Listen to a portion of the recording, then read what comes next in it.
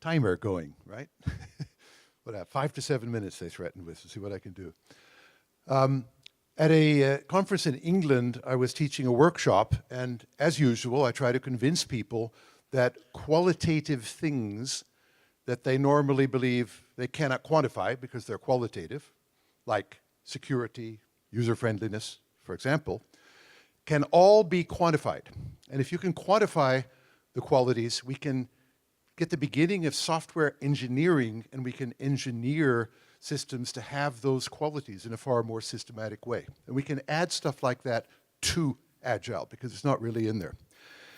Anyway, pressing buttons and hoping something will happen. Okay, right.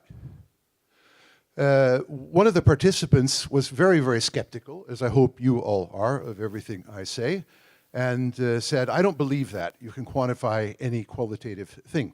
And I said, well, ask, give me an example of something you think I can't quantify. And he said, could you quantify music? And you might like to think for a moment, can you quantify music?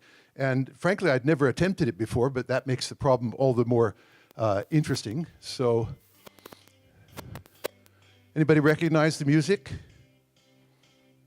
Hey, well done. Yeah.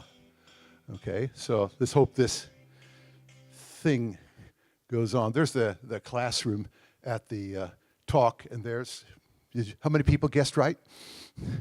Pretty good. Okay. Now, I got some help from various friends. In fact, I said, I'll tell you what I'm going to do. There's a lightning talk tomorrow, and I will hold a lightning talk on quantifying music, even though I've never done it before, and I haven't got the foggiest idea how to do it. But I got a lot of help from different sources, including one man in my class who said, I know of an algorithm, a program, that in fact measures music automatically in several dimensions. I'll dig that up for you. So he did that.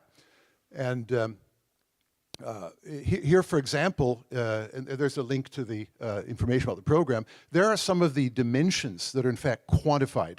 And the idea there is that you can let the program listen to any music you like, and it will correctly predict 8 out of 10 times whether it will be a hit or not. So that's pretty good.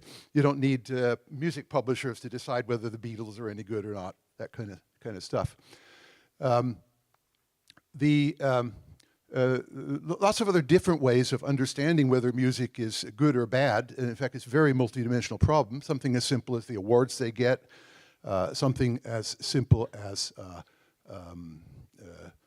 YouTube downloads and that kind of stuff. It might be another measure, but we'll skip over Jeremy there because of the timing. Okay. The interesting thing is, here are some of the things that make a hit, in case you want to write a hit.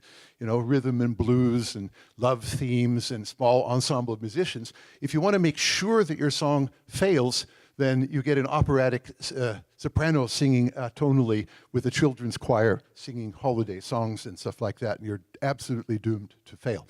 In case you wonder, that's how the system goes.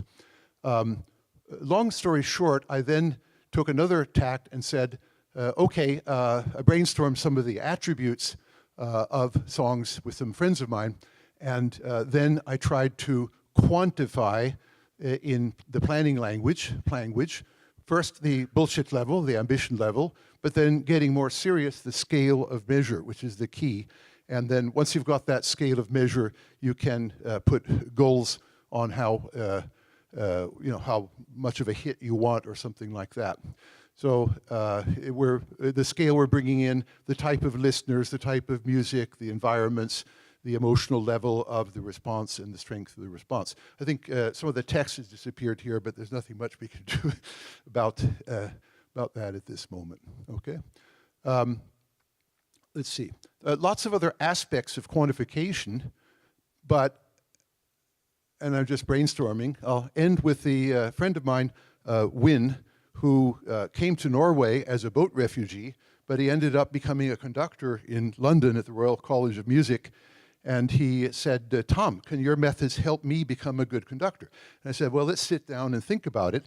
So here's sort of, let's call it the mind map of our thinking with looking at his stakeholders and looking at his values and looking at his means and trying to quantify them. But this is the use of language to help a young conductor start his career, which is another way of looking at the quantification. That thing turned 90 degrees, have no idea why, but that's actually Wynne holding a concert in London, getting some applause, and so I assume the methods must have worked. Thank you.